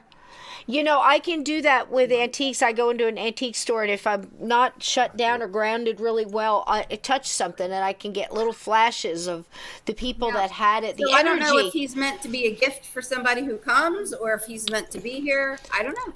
I know, but Ask the his giggle spirits. sound like it came from the bear. It came from the bear. Isn't that something? Well, maybe all these kids, everybody, you know, send out love and energy to these kids here for the. Yeah. This is probably going to be the first Christmas with love that these kids have been around. I mean, it's a big deal, because if they can keep the kids to the point where they start feeling that love vibration again, because that's the thing. I mean, they hadn't felt that in how long? I mean, think of the trauma they went through during the war. They lost their parents. Wow. You know, they've been dealing with this negative darkness, which is why I think when they held that back, they were able to see that light. And you didn't get them all, but you got a lot of them. Because I think there's even more kids that weren't in that orphanage. That's what I was getting every time I went. I wouldn't go in unless I had my buds around me, you know, because it's so overwhelming. The guys from New Jersey Paranormal, while Steve and them were connecting with the children in that new area, they had gone in the basement, and they saw, they came up a little shaken, actually, because they had seen a shadow figure about 5.5 feet tall in that back areas walking around. And it really it left a significant impression. It was that, you know, it's not just Rosa and the Stick Boy anymore, too. It's all the negative that they've drawn to them for all that, you know, the horrific things the kids are going through. That energy, you know, they feed off of that. Jackie wanted to know how old the bear is. Do you know, Pam? 2007. It was a third place winner in the fair for 2007. How sweet. How sweet. Well, there you go. And it could be that, you know, it knew you were collecting toys here. Give this to the kids. Put it out there. And obviously they're using it. If the giggles sound like it came from the bear, they're using it to, you know, at least communicate a little bit too. I mean, it's just so neat, you know. And again, the cellar, being that it was a speakeasy and all the energy that was down there, we know that sometimes spirits that want to kind of hang and be left alone and stay in the quiet and the, you know, things that stay the same all day and all night. But that whole house is active. Now, what's the most active place besides the cellar? Is it a particular room? Is it, you know, the main room? Rosebud and Holter. Or a closet. And our closet. Yeah. And I hear that in the future, Dave, you said you wanted to even take one of the closets. Every room, even the pantry, could be a bedroom. Everything is big. Think, you know, when they used to build stuff that mattered with craftsmanship and thought and heart, you know. But you wanted to do a scrying room, you told me, Dave. Jim, up in the Rosebud, there's a door that goes to a walkout, and it's like attic storage space. Because under the eaves. Yeah, under the eaves. Jim's going to be putting a psychomantium in one of those. There you go. So, you know, that'll be for anybody experienced, right, in that particular area to utilize. But I particularly am trying to develop my skill. Yeah. So, I can't think of a better place to learn. Well, Grey Wolf is saying this place is so intriguing. Everybody wants to go. Again, they're dropping all the links for the Airbnb and everything else. I think that's one of the easiest ways. Or the Facebook page, which is entitled 1912 Hoover House. You can get on there and you can, you know, go booking from there as well. But tell us about some of the stuff you have coming up besides all of the, oh my gosh, you're so busy. The new Gettysburg Ghost Exchange 2 is going to be there again, like you said, a museum as well. You almost have a mini museum going on in this house. You've got a room there with all Titanic stuff. You've got pieces of the is it sea deck, Jim? Yeah, the railing on sea deck. A couple from England got in touch with me, and I guess there was a Titanic exhibition over in England.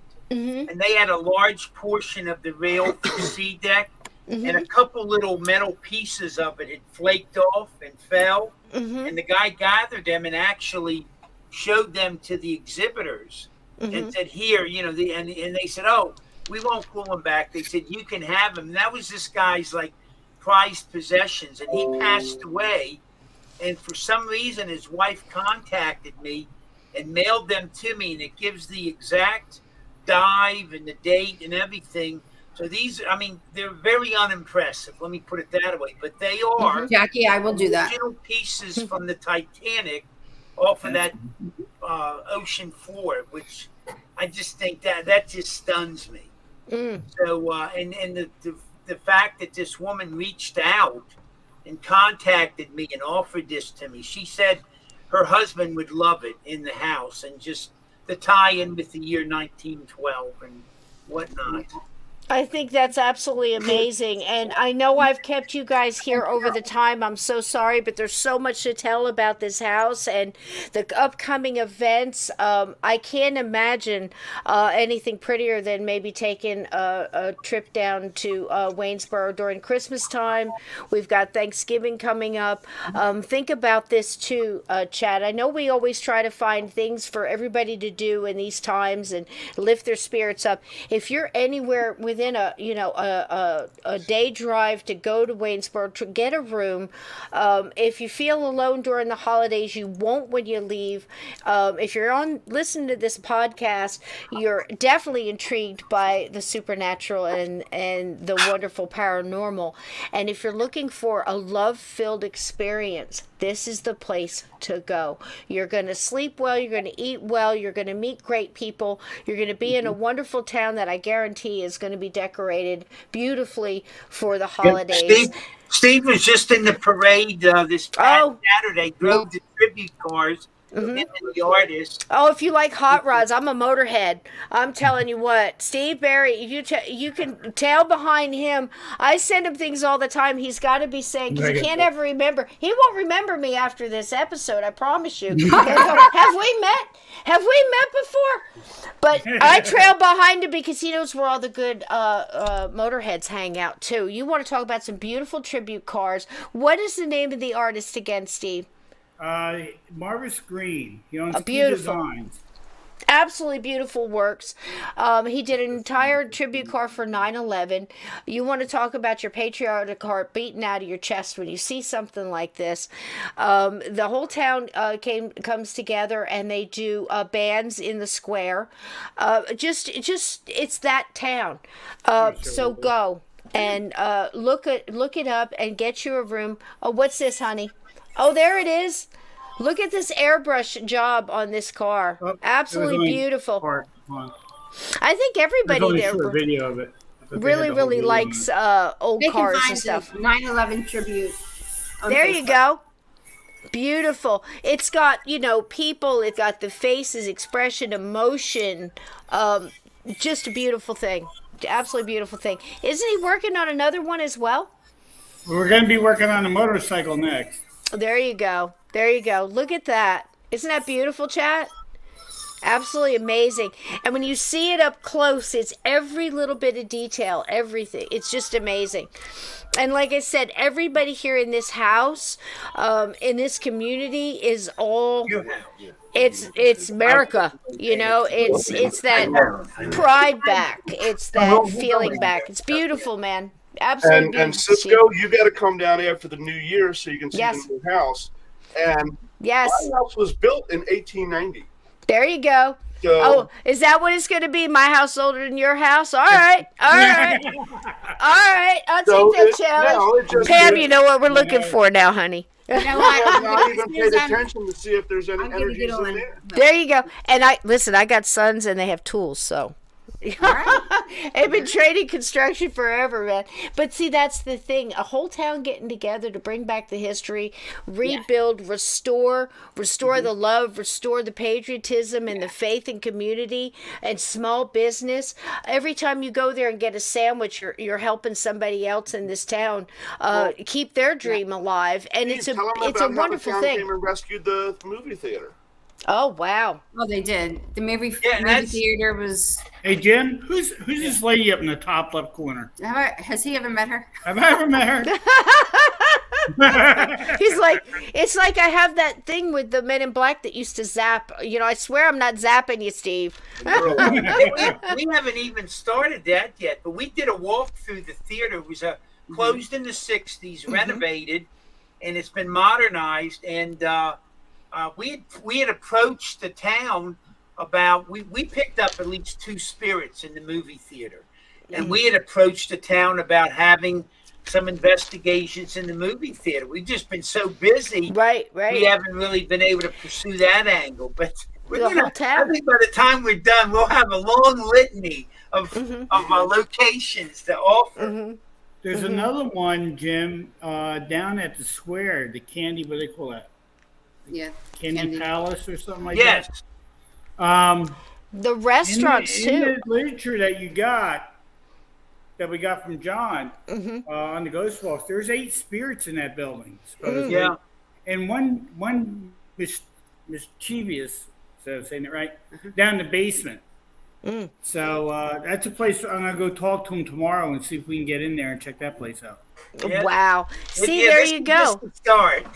And I mean, we've talked about this too on the show many times about how the paranormal had such a bad rap, and the shows every time you step on a board it's a demon, and they keep missing all of the beauty of this and the stories, and how there's probably multiple spirits in your house that have crossed over and just come back because the visitation of it and the pride that they put into it, and somebody remembers them.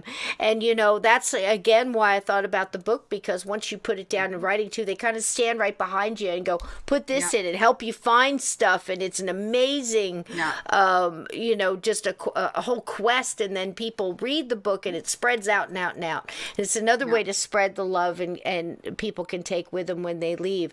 So so many things coming up. What's the next big thing for Hoover House? Do you have any openings for Victorian Christmas?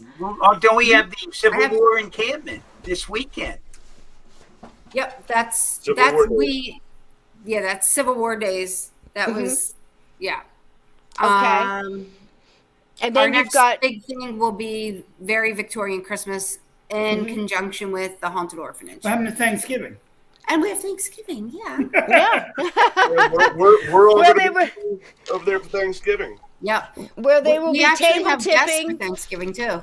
Oh, wonderful! And maybe you could do table tipping with and try to get the spirit of a turkey from Thanksgiving past or something to come through. That'd be awesome. Who knows? Because anything ghost can of happen. Turkey Past. The ghost of Turkey Past. Anything can happen at Hoover House. And there goes the mods again, putting up all these things. Look on there. I don't know what the bookings are for weddings, but I'm telling you, if you want a small wedding and something that's quaint and intimate, and have your family that your close friends stay by. There's also a hotel closer to you too Right to next take door. the overflow. There's a Right. couple hotels. So yep. take your intimate your bridal party and your parents, your new in-laws, and rent this house. Oh, look at the baby! Oh my goodness! And see, she's happy there. Dogs know. Dogs know. I mean, look how happy. Falls of Hoover. You can give them my number too. The number for the Hoover House is 717-521-7465, and that is actually my cell phone. That's how nice. connected we are. That's how to- connected. And, do it now. Don't wait till the winter be over, and then go back again in the spring and get to see some of this, Antietam, and go through. It's an amazing place. We're definitely going to have you guys back on. Thank you so thank much you. for Thank you. for taking the time. We keep telling the stories. I'm sharing the videos. Listen, chat, get in there and share their YouTube. KSPS has them on there. Hi, Laura. There's lots of clips and EVPs and other table tipping videos and things like that. And And you have to come definitely. see us. Oh, Yes, and absolutely. let's go. I would love to have a weekend where the guests in the house are you, Brian Bowden, Al Santariga and Steve Stockton. Yes, Have and I'm everybody trying there very at one hard to time. get Rob Guttrow because you guys, Yeah. I don't know if you've been introduced to Rob Guttrow, but he is an animal Oh, yeah. communicator. Oh yeah, no, we know yes, Rob yes. very well. Yes, and he wants to come out there, and we want to do a weekend there where we're doing animals in the community. Yeah, we wanted to build. Yeah, we and wanted connected. to build like a luncheon event and have Rob Yes. do meetings. Yeah, yep. Yep, That'd be great. yep. And So, Pam, Donnie absolutely. there has a question for you. How sorry? quickly are they full? Will it be difficult to book a weekend time-wise? Call the number that I gave, 717-521-7465, and give me a couple dates, and I'll go through my book, and we'll see what we can do. Laura says she's coming back, and absolutely, and so many people want to come by and see. Absolutely, we could do a Gatekeepers night, you betcha. But I get, I don't know how much time I can spend. When I go there, the spirits go crazy. It's like, Cisco, they're calling you again. Go sit down. I'm like, all right, who do we have here tonight? But it happens with everybody. And you know what? It was happening in the dining room. It was happening in the, at the bar. It was somebody was connecting with their spirit guide, and then up in one of the bedrooms, people were making a connection. Somebody was over here getting EVPs. Somebody was in the cellar. This is all at the same time. And and every single one of them was a profound connection with a lost loved one, or somebody connected with an old friend from high school. A child crossed over, a living child learned from others what to do with their gifts and the path that they wanted to take. This is a multi-layered, multi-dimensional portal of light and love. And I thank you guys so much for spending this time and for Thank you taking for having such us. We good appreciate care it. of this beautiful home. And again, what was the date I have to beat again, Dave? Well, how old is your house?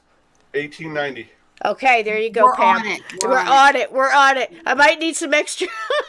I might need some extra tools, but I'm down. I'm down. Sounds like a wonderful thing. We got a little bit of outro. Thank you so much to the chat tonight for being so wonderful to the guests, and I thank you so much. You have been rewarded with 3 designs for the new Gatekeeper t-shirts, mugs, and hoodies tonight. I think the sale for 35% is over. This is why I did it early tonight. Tomorrow we have a video on that and some more pictures, but Jackie's dropped the link up there. It's TeePublic. Grab a mug. It's all for you guys. I designed you 3 different designs. Pick the one you want. Happy holidays to everybody. I'm going to run this video one more time on the way out, guys, just so they can get another tour of the lovely Hoover. And I thank you guys so much for Thank you. coming Have a in. wonderful Thank you so much. Thanksgiving, Cisco. We'll be Happy in touch, holidays, Thanksgiving, and remember family and love, living or dead, love never dies. There you go, guys. Right. What was her name? Who's that lady? Who's that guy? Nice to meet you, Steve. Oh, pass me my glasses. One more time on this beautiful house. Again, Christmas in Waynesboro, Pennsylvania in the early 1900s. Covered in snow. Look at how beautiful. Look at this beautiful home.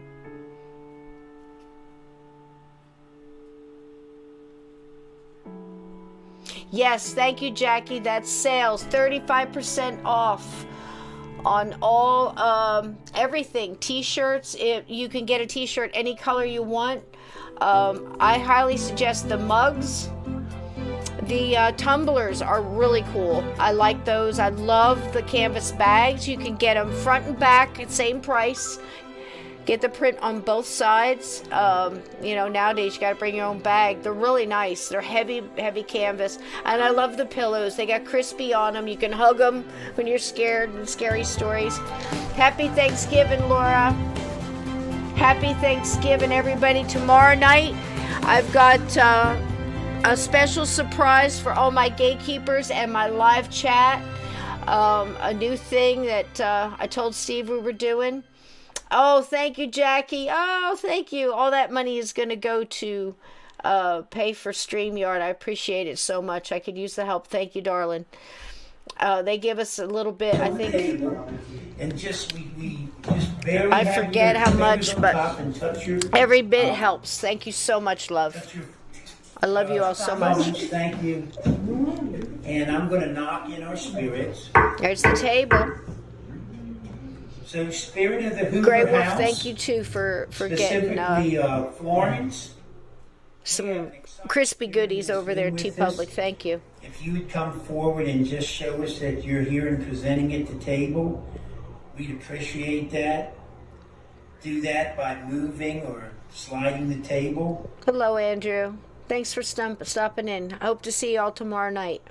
We're gonna have fun. We have a surprise guest. If I can get him, we're really close. I think they might make it. Of course, Steve will be here. Now, let me find out. Florence, was that you? Are you presenting to us, Florence? Because we have a special guest we'd like to introduce to you. If that's you, Florence. And that table really gets going sometimes, guys. It comes right off the table, right off the floor sometimes, and moves across the room, leans in and hugs a person. And again, there's a little dog, and he's sweet. There are these dolls all over the whole house. That is the picture that Dave caught. And again, the cellar and the picture that Pam caught. See you all tomorrow. The grand staircase. Turkey nap day, Andrew. Wonderful Hoover House, Waynesboro. Wouldn't it be nice if we all just bought a house there and we could all hang out and do paranormal stuff every day? Think about getting a house out in Waynesboro, maybe restoring it. Thank you all so much. I appreciate y'all for being here. And like I said, I have... Let me get this off real quick. I have designed 3 different designs. I'm sorry I didn't have more. Yes, the dog is real, Donnie, and it's sitting next to a haunted doll. And I'll tell you a quick story again. Steve, that was here tonight, he's had a lot of, God bless him, heart issues. He's been in the hospital several times to get his ticker working back. And so anyhow, long story short, is he was doing really well, and then he started getting worse again and having problems. So they narrowed it down. One of the spirits came through one of the tables, I believe, and told him, or told somebody else to let him know that it was one of the dolls that they had taken in. And it was one of the things that it could do, the spirit that was attached to the doll could put pressure on your heart and cause you to have, I don't want to misquote, but I think it was almost like a diabetes type symptoms. And he said, well, what does the doll want? Because you see how quick Steve got up and got the bear, and he had the giggles with the 2 little kids when we were talking about the orphanage and the little children that followed him home. That's when all that went down. And I'm going to go back and see if the mics picked it up, and if I can get that EVP on there. I'll have Dave look too. He's got better equipment than I. But so Steve real quick asked, well, what does the doll want? Do I need to get rid of the doll? What do I need to do? And it says, it just wants your attention. You bought it and paid attention to it, and now you don't pay any attention. You just put it on the chair and you walk by it every day, and it's trying to get your attention. Can you believe this? I mean, seriously, right? And they figured out which doll it was, and Steve went and got a necklace out of his jewelry box that meant something to him. He figured it had to be something that meant something to him, not just a throwaway thing. And he gives the necklace, puts the necklace on the doll, and every day he says hello to the doll and goodnight to the doll, and he hasn't had any problems since the day he started doing that. And he can come back on here and tell you that that's true. So there you go. That's another thing that happens at the Hoover House.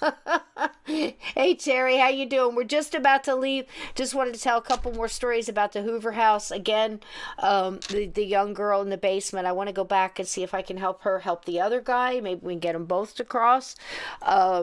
There's so many happy stories there, and so many intriguing stories and things that happen.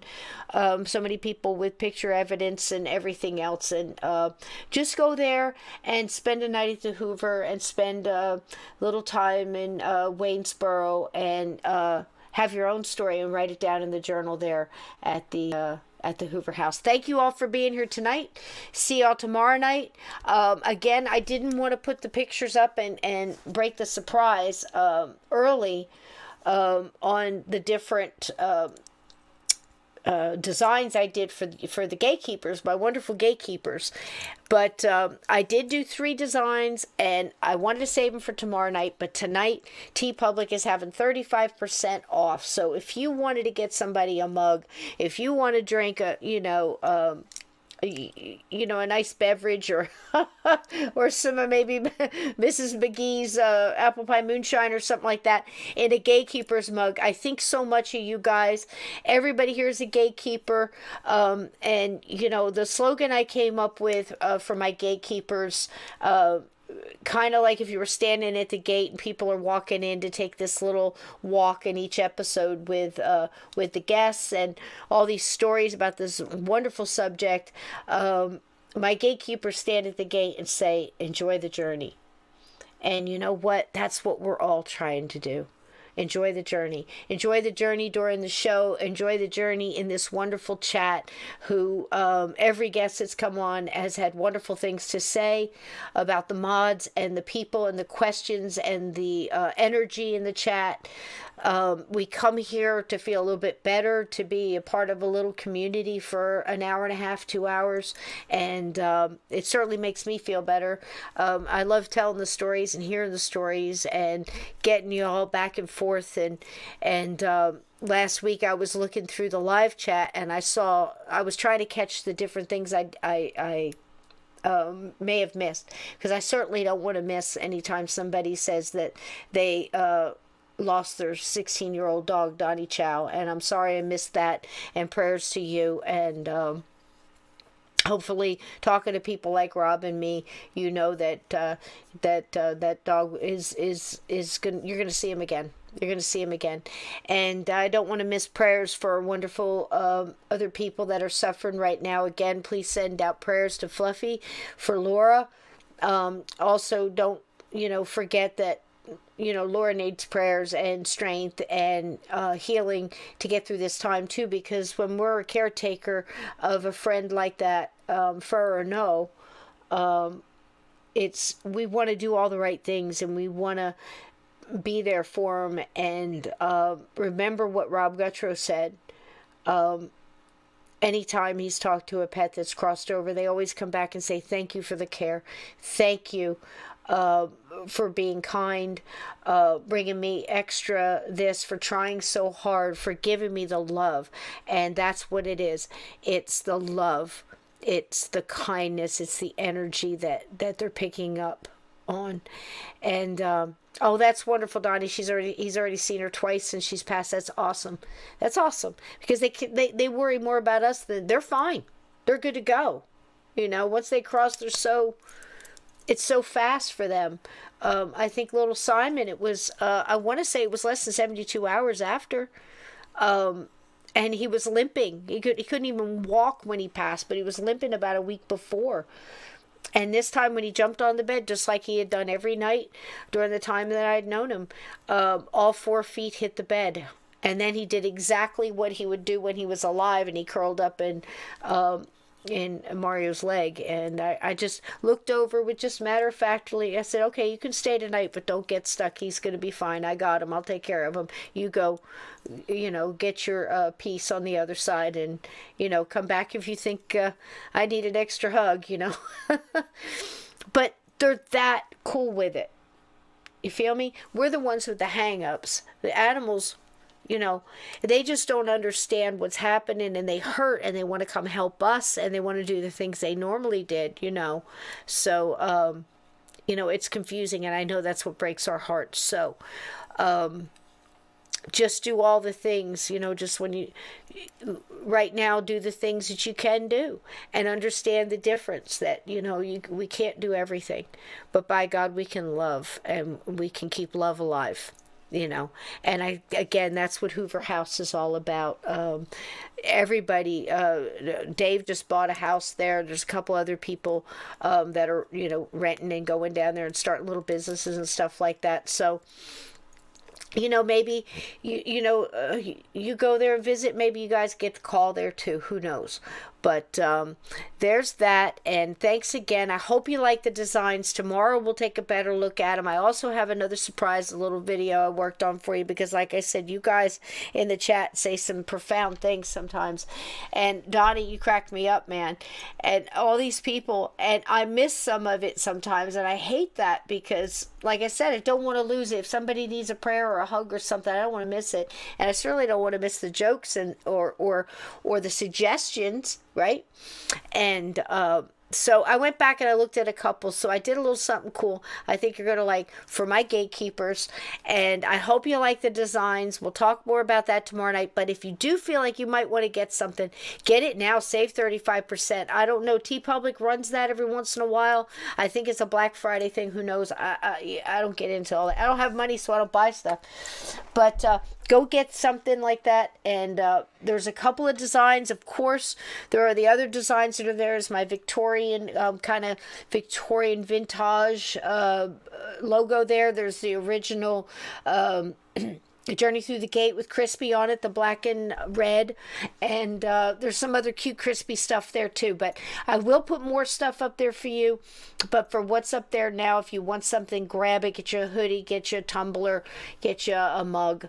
There was a couple things I didn't even offer because I have tried them and I didn't like the quality. So if it's not available, if you really wanted a notebook that said Gatekeepers on it, I did one, but I suggest the canvas over the paper one. If you're doing something like that. Stickers are great. They're cheap. They're great stocking stuffers. Thank you so much. All the reach outs help me. Here's the next news. I finally got, thank you. I finally got my 4,000 hours for YouTube. So it was 1,000 subs, which we're well over that. And 4,000 hours, so I will be able to get monetized. Now here's the thing with monetized. I have gone on YouTube and many of my favorite people that I watch, all of a sudden they've got all these commercials. I mean, there was one, I don't know what happened, it was like every 3 minutes it was a commercial. You can look on it coming. So here's the deal. I don't want that to happen to my videos. If you guys start finding that when you pull up a video, if you're not watching the live and you're pulling up an episode that goes up on YouTube, and you find that they're slamming a lot of commercials on there, I want to know about it. I haven't learned yet how to just get them in the beginning or the end so you can skip them and move on, because I don't want you guys to feel like you got to work to see these videos. I'll take it down in a heartbeat. I've been doing this for 6 years and I haven't made any money at it. It's not going to kill me to take that off. I want you guys to have a convenient, easy, watch, on the videos that are being loaded. There may very well be the sign where you can do stuff in live chat. I don't know. They told me they'd let me know that it's under review right now. If that happens too, I'm not asking for anything. I've been paying for this and doing this, for my internet for the time and all blah, blah, blah, blah, blah. I do this because I want to give you guys a good show. Excuse me. I want to give you a good show where you feel better when you leave, or you heard a story that you never heard before, or you thought about a story you had heard before, but you thought about it different because a guest had a different point of view, or, Rob said something about that clicked about a pet that he had, or one of his clients, and it helps you through a hard time. Or Kathy McCarthy does a communication with Mr. Dickens, and the stuff that he came back and said to her that only he could have known about me, or that I say to him. Phenomenal. Everything we hear is another clink in the chain, another positive point to put in our bag of WTF, what's going on now, what's going on later, is there an afterlife, are my loved ones okay, are my animals okay, can I have a communication, a telepathic communication with my animal, with my loved one, who's fine and crossed over, are they still around? Are they watching me? Do I have spirit guides? Why does my guardian angel let me hit the tree? Well, because you were supposed to hit the tree. You know, is the cardinal, did my dad send that cardinal to make me feel okay? Well, did you feel okay? Then why not think he sent it? You know, is the ghost in my kitchen or is it a demon?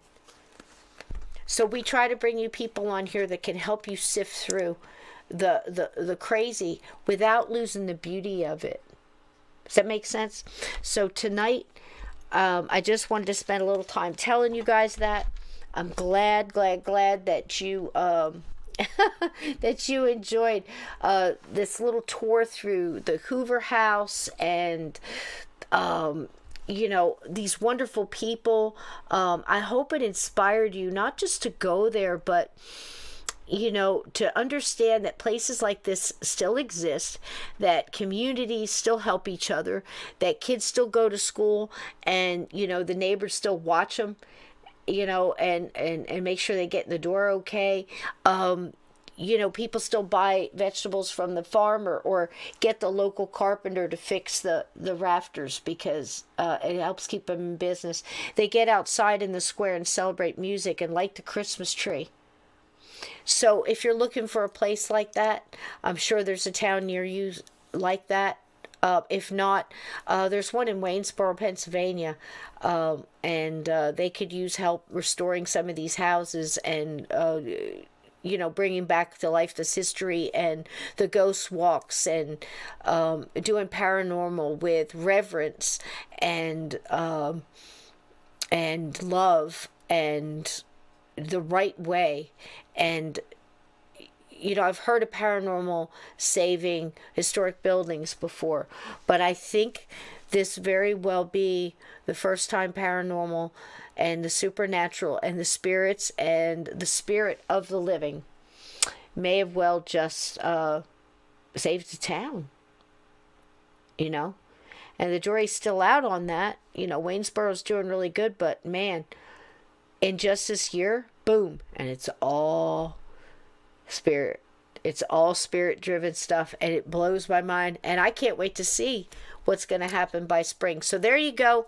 Enjoy. Thank you so much. See you tomorrow night. We got some surprises. Like I said, I got a surprise guest, but I'm still waiting for the last little confirm on that. But Steve and I will wind up talking about something for sure, and I've got some fun stuff in store. I hope you like the designs. If not, I'll throw some more up there.